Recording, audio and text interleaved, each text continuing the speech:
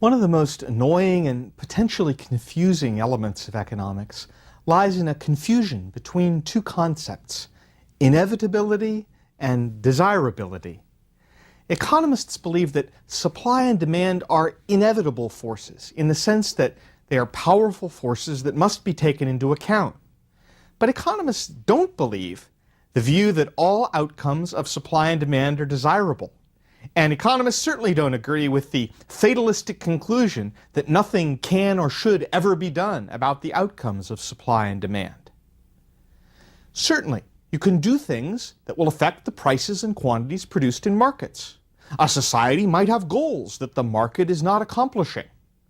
The question is, will the methods used by society or by government accomplish the desired goals, or may the result be less helpful or even counterproductive? This question of whether policy tools will accomplish the desired goals comes up with particular force when politicians and citizens think about trying to pass legislation to control prices. Disagreements about price and quantity in markets are inevitable, as we talked about before. Even if a price is at equilibrium, suppliers will always want to earn a higher price. Demanders will always want to earn a lower price. The suppliers will always talk about, how if they just had a little more money, they could create new jobs, they could build new factories, they could hire more people. The demanders will always talk about the difficulties of trying to get by at their income level. Now, these appeals may sound good, but they are, of course, almost nakedly self-interested. However, when we talk about them in public, you'll often hear discussions about how it's only fair that the price would be adjusted in some certain way. Businesses, for example, will talk about how if they could only get a fair price, by which they mean a higher price for their goods, if they could only get a fair price, they would create much more in terms of jobs and prosperity. Individuals will talk about how it's only fair that what they pay for their apartment rent or their electrical bill or a gallon of gasoline should be set lower than it is. Now, when those who demand a product are a politically powerful force, they can sometimes go to politicians and get those politicians to pass a law saying the price of certain goods should be kept low for their benefit. When the price of goods must be kept low, it leads to a price ceiling. The definition of a price ceiling is when the government sets a price above which more cannot be charged. An example of a price ceiling would be the rent control laws that limit how much rent can be charged on an apartment. The political argument, of course, is that society needs to have affordable housing and that the equilibrium price of rental apartments is too high. So the policy tool, the policy response is, let's pass a law to reduce the price. But this is where the forces of supply and demand kick in. The forces of supply and demand are unavoidable, and their existence means that price ceilings are going to have highly predictable consequences. If you set a price ceiling that is below the equilibrium level, and after all, the only reason you set a price ceiling is to keep the price below the equilibrium level, and the price cannot adjust upward to equilibrium because the price ceiling law says it cannot adjust upward, then the quantity demanded is going to be much higher. People who are buying whatever the good is are going to be enthusiastic about that low price. But suppliers of the good are not going to be so enthusiastic. So the quantity supplied is likely to be much lower. The result is a shortage. The quantity demanded is much higher than the quantity supplied. If you ever tried to find an apartment in a city with a strict rent control law, you can look around for a long, long time before you find a suitable apartment at a reasonable price. Why is that? Well, when a price ceiling exists, market forces want to raise the price to equilibrium, but the higher price isn't allowed. So there's a shortage. Many buyers are willing to pay more than the regulated price. In practical terms, what happens in that situation? Well, rent control is a useful example because we have a lot of practical and historical examples of how it works. For example, New York City has had pretty strict rent control laws since about World War II. Many European cities have had rent control laws since World War II as well. And in the late 1990s, there were about 200 cities across the United States that had fairly strict rent control laws. Some of the better known ones were Berkeley in California, Santa Monica in California, and Cambridge, Massachusetts. Although it's interesting, in the last 5 or 10 years, a number of cities have backed off of their strict rent control laws, including Cambridge, Massachusetts. Well, what happens if there's strict rent control laws? Well, the consequences, of course, are predictable. When the quantity demanded is high and the quantity supplied is low, lines form. Lots of people want to get to whatever it is, and they can't because there just isn't that much of a quantity available. Owners of apartments can't raise the price, but they can do some other things. For example, they can let the apartments run down and do less maintenance than they otherwise would. They can't charge as much, but they can put less money into the property. They could also convert the apartments into condos, so then sell them rather than renting them, or they could just not build any more apartment buildings. It's also possible with various kinds of price ceilings that whatever supply there is going to get distributed through some form of political favoritism. There'll be certain apartments which are controlled in one way or another by employers or by government, and it's who you know, not your ability to pay the money, that determines whether or not you end up with the apartment. There's also the possibility for under-the-table payments of one kind or another. For example, with rent control, you begin to hear all these terms like, what about if you have a non-refundable deposit if you want to move into an apartment? Or a key deposit for getting a key, or a cleaning deposit that you don't get back. All ways in which the person who owns the apartment is extracting extra money that people are willing to pay, but not actually calling it rent. Price ceilings also lead to situations of black markets or gray markets, where people are reselling the good to others who are willing to pay more. You hear about situations where someone has a rent-controlled apartment and they don't want to live there anymore, but they don't want to move out either because it's so cheap. So what do? They find someone else to rent the apartment from them, and they take the extra money illegally. That would be an example of a black market or a gray market. Also, renters stay in these cheap apartments for incredibly long times because they can't afford to give up their rent-controlled deal. That, of course, means nobody else can move in. Certainly not the newcomers who were the ones who apparently needed the affordable housing in the first place. And yet another way in which goods can be distributed when there is a price ceiling is that sometimes the government will distribute ration cards of one kind or another, or the government will designate who gets how much of what. At the end of the day, the basic lesson is the government can hold down the legal price. It can impose a price ceiling. But in a free society, you can't force sellers to produce more.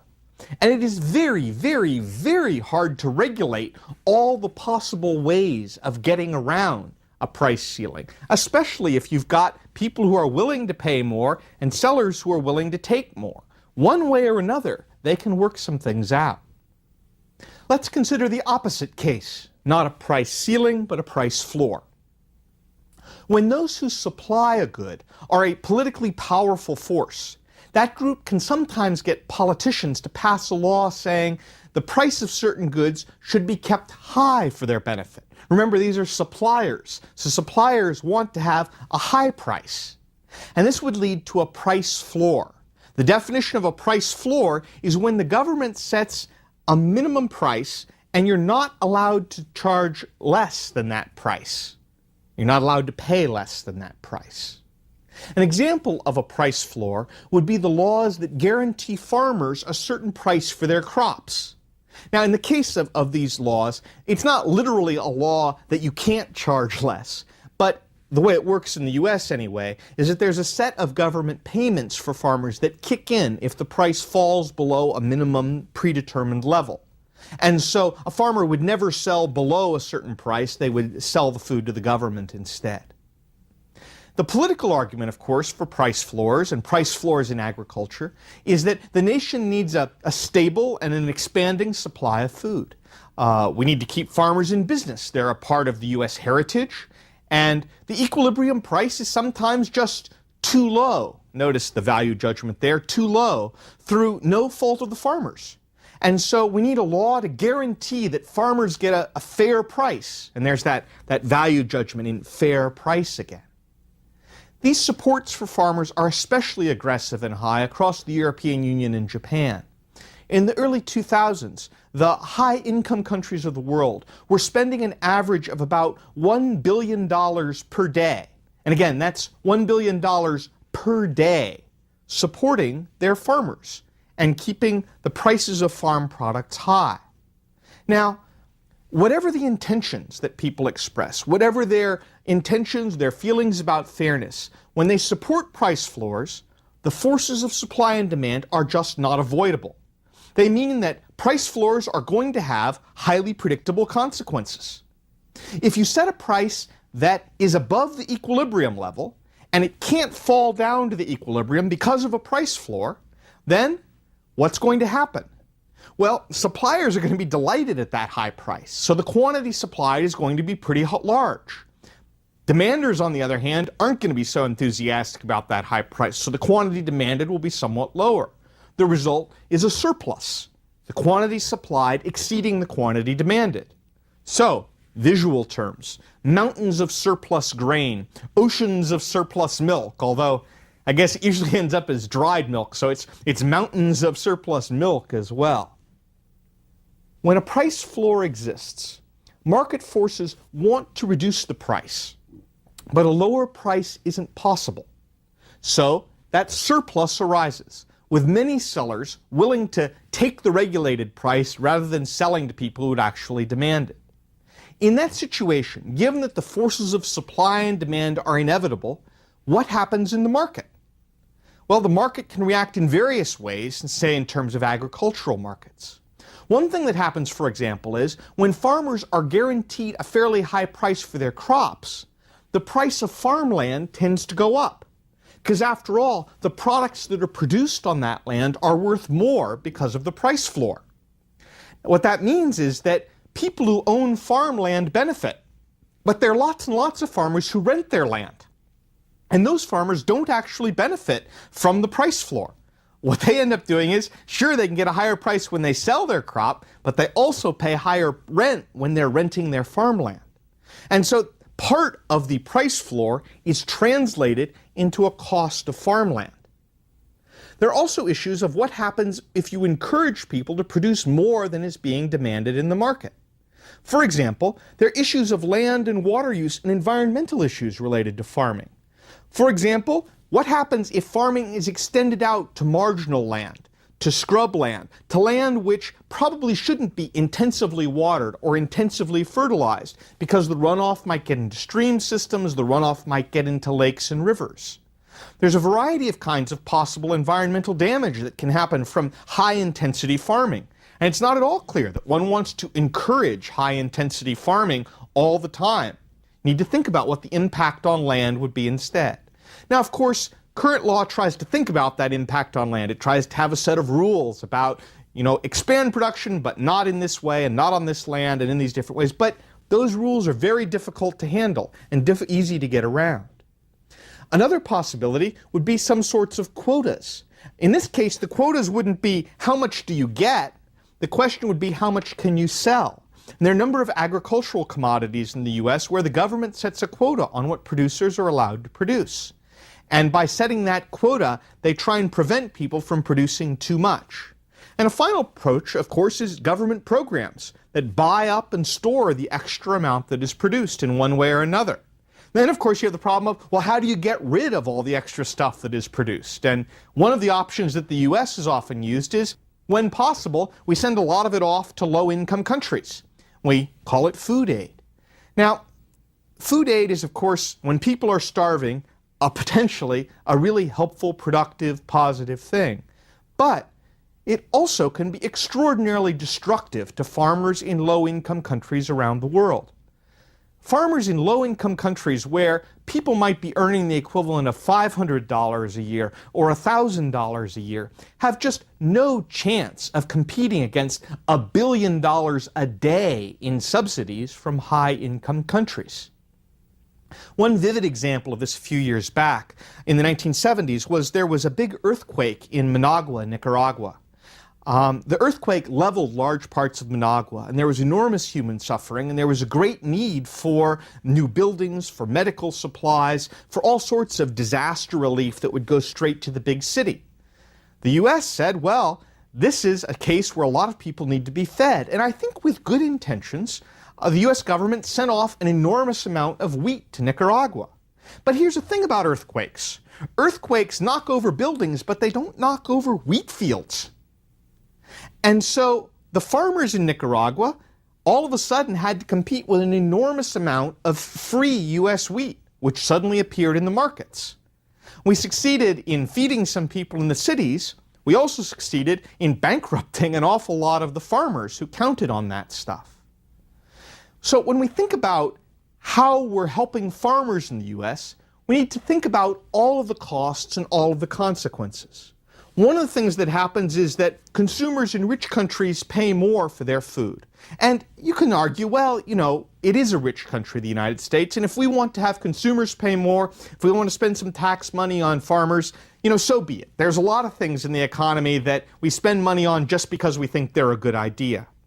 But to me, the toughest argument about farm policy is that some of the poorest people in the world, some of the poorest people in the world who live by agriculture alone, end up having much less because of agricultural subsidies. The point of it is that if the taxpayers and consumers are willing to pay the bill, a rich country can certainly afford to give higher prices to producers. But you can't force people to buy the extra that's produced. And it's very, very hard to control all of the other ways that markets can adjust to having some big surplus of production. Price floors and price ceilings are each intended to help specific groups. In most markets, some demanders or some suppliers are always in dire need of economic help, and others don't need as much help or perhaps any help. For example, in the case of affordable housing, some people need it, but a lot of people may not need any direct help. However, price regulation draws no distinction between who's needy and who's not. Price regulation, price floor, price ceiling changes the price for everyone. Some people will need the help they receive, but lots of other people won't need it. Others will bear the costs even though they don't especially deserve to pay those costs.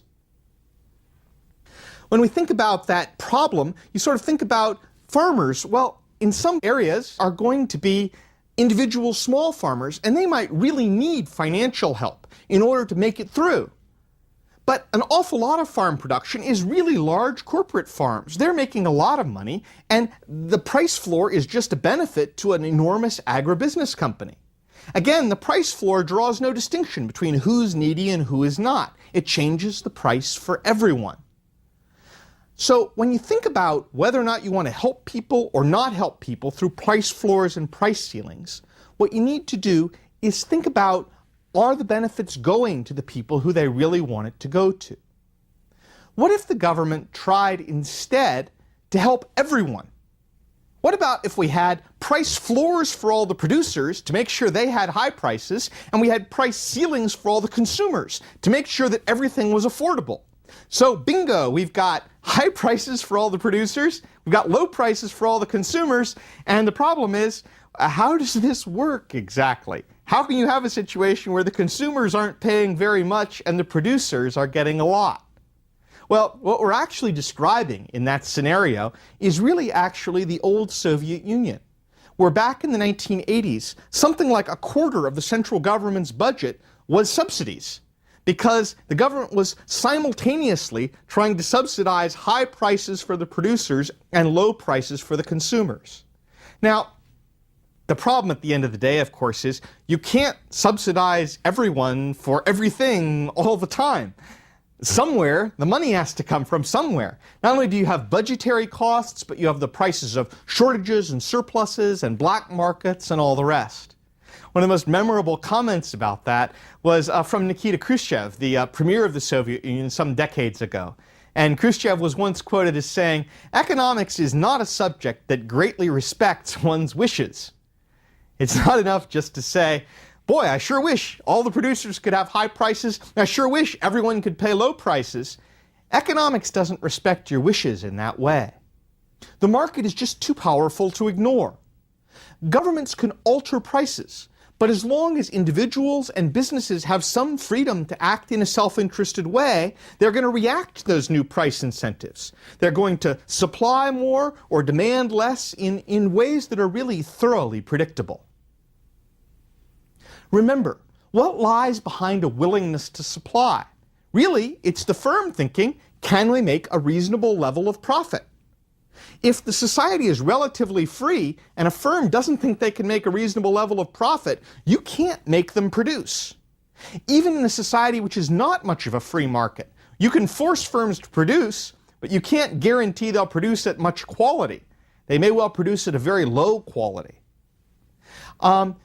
Even in a government-owned or government-controlled firm, you can't have costs that are greater than revenues forever unless the government is willing to subsidize forever. And somebody has to pay for those subsidies in the rest of the society. On the other side of the market, the demand side, remember that what lies behind demand is whether, compared with all the other goods that are available, people want to buy something. In a free market, you can't force people to buy and use something. Almost always, substitutes and other options are available. These are extremely powerful forces, these forces of demand and supply. Governments can pass laws about prices, but as long as individuals and businesses can act in a self-interested way, they are going to react to those new price incentives by supplying or demanding more or less in perfectly predictable ways. Now, about here is where people often get very grumpy with economists and accuse them of having a concealed agenda. The comment that you hear is something like, okay, you might say that you're not dictating policy. You might say you're open to different kinds of policies, but it sure sounds like you're dictating policy. You obviously don't care about helping poor people with affordable housing. You obviously don't care about farmers. You might say this is a whole riff about price floors and price ceilings and equilibrium and da-da-da-da-da, but really, it's just an excuse for fatalism and inaction. And the response from economists is, criticizing one set of policies doesn't mean that no policies are acceptable. Let's consider some alternative policies that don't involve price floors and price ceilings. Instead of trying to assure affordable housing with rent control or price regulation, consider some other possibilities. For example, one could, on the demand side of the housing market, give money to the poor, raise welfare payments in one way or another. Or if you're worried about welfare payments just being cash that might be wasted or that might not be spent on housing, you could give the poor housing vouchers, which could only be spent on housing in one way or another. So you could help the poor buy housing in a targeted way that doesn't affect the price in the market in a direct way by providing them with demand-side help. Alternatively, on the supply side, in order to provide affordable housing, you might subsidize the building of low-cost housing. Or you could require small apartments to be built through certain kinds of zoning ordinances. Perhaps most of all, a lot of economists have done studies in the last few years suggesting that a real problem is that zoning laws prevent building lower-cost housing. Zoning laws that require fairly big houses, fairly big apartments, fairly big condos.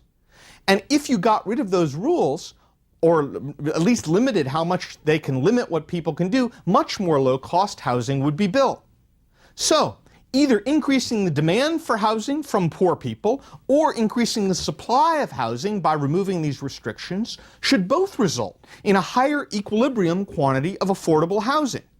And any of these policies will avoid the problem of shortages and surpluses. Imagine that the policy goal is to assure a decent standard of living for farmers with small and medium-sized operations. Now, again, there are a variety of ways to do this that don't involve price floors. For example, let's think about on the demand side. We could subsidize buyers of food through food stamps or school lunch programs or giving buyers of food certain kinds of money. And that will encourage the demand side and that should help farmers in terms of being able to sell more of their product. On the supply side, you could reason as follows. If the goal is to give farmers income, well, give them income. But separate the income from what is produced. This is sometimes called delinking in the agricultural policy, agricultural economics literature. The idea is separate the idea of helping the income of farmers and separate that so it's not connected to how much the farmers produce. Now, economists have been arguing for delinking those two for half a century or so. Actually, some of it has been happening in the last decade, partly in the European Union, partly in the US. My point is that either of these choices are better for farmers than price floors. And they avoid this problem of creating lots of surpluses, of having bad effects on farmers in third world countries, of changing the prices of farmland, and all the other sort of undesired outcomes. Really, the choice of price floors and price ceilings, when those are your policy tools, the real problem is that the political system has some bad incentives within it. And the political system tends to choose those tools precisely because they're not especially good tools. Let me try and explain what I mean by that. Economists like to have the trade-offs be clear and acknowledge the trade-offs. You want to subsidize something? Fine. Pay for it, and let's compare the costs and the benefits. Politicians, on the other hand, often prefer to hide the costs if at all possible. Price floors or price ceilings look like a zero cost to politician. It doesn't require any money to be spent. It doesn't require a budgetary rule. It doesn't require tax to be cut or a policy to be changed. That's precisely why economists like tax and subsidy policies, because it makes the costs and benefits much more apparent and much more clear than does a policy of price floors or price ceilings. Economists also like to be clear about what is the goal. What's the goal of this policy? Who's helped? Who's paying? What are the costs and benefits? Politicians often prefer to be fuzzy about who's paying because they don't want to make any enemies by saying you're paying the costs of this policy. Politicians also like a program which at least claims to help everybody. So, let's imagine there are some people who need affordable housing. And we could draw the line wherever you want. You could say the 13% of the people below the poverty line need help with housing, or the bottom 20%, or whatever goal you want to set. But whatever goal you want to set, rent control for 100% of the population is not the answer. Economists would say focus in on the group that you really want to help. Don't just randomly try and give benefits to everyone. Similarly, if there's some family farmers who need help, and if those family farmers produce 10 or 20% of farm output, most of them are very small, and most of the agricultural output in the U.S. is produced by big agribusiness companies, then why have price controls and give assistance to giant agribusiness firms in order to help a few small family farmers? Well, again, politicians like to give benefits to everybody. They like to say everyone's benefiting, all farmers are being helped. Politicians often would rather not draw too many distinctions about helping only some people because they fear alienating other people. Economists, on the other hand, like to have those costs and benefits out in the open. Economists also believe in taking all of the costs, not just the budgetary costs, but the opportunity costs into account. So sure, if there's rent control, some people benefit because they got a lower price on their rental. But think of all those people who suffer with rent control because they can't find an apartment. Or think of all those builders who wanted to build more but won't because with a rent control law they can't make any money by building. Similarly, think about with farmers, not just the farmers who benefit, because certainly some farmers do benefit, but think about the poor and middle class families with children who face a higher price for basic food necessities like milk or bread because the support for farmers is pushing up the price. Think about the farmers in the low-income countries who may be living in dire poverty, and even worse than dire poverty, because the farmers in high-income countries are getting $1 billion a day in subsidies. The families, when we need to think about this situation of what the trade-offs are and who gets that extra money, what the opportunity cost is that's built off. Think about all of the businesses in the economy who suffer because money is diverted to the particular industry that gets subsidies. Think of all the waste of the shortages and the surpluses that occurs. Now, none of these show up as an explicit tax or an explicit subsidy, but they're all costs to the government. My basic point, economists are not at all generically hostile to the poor. They are not generically hostile to interfering in the market. Some economists are hostile, some aren't, like the rest of citizens in the economy. Some say that economics is the dismal science because it keeps bringing bad news. It keeps insisting on these trade-offs. It keeps saying, well, think about the costs, think about the trade-offs, think about who suffers. Well, I would say that what's truly dismal is when policies like price controls, price floors, price ceilings are proposed, which fly in the face of historical experience, and they ignore the practical trade-offs that we very well know are going to happen.